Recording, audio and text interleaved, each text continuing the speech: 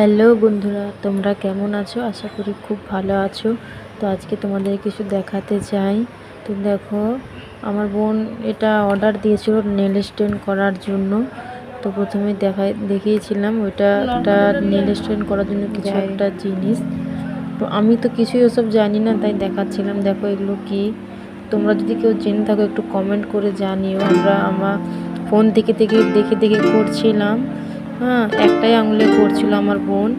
তো এগুলো কি একটু তোমরা জানাবেন কি করে এগুলোকে ব্যবহার করতে হয়। আমরা তো ঠিকঠাক জানি না, তাই তোমাদেরকে বলছি তোমরা একটু জানাবেন। যেমন পেয়েছি তেমনভাবে করেছি। দেখো এখানে ক্লিপ লাগিয়ে করছিল।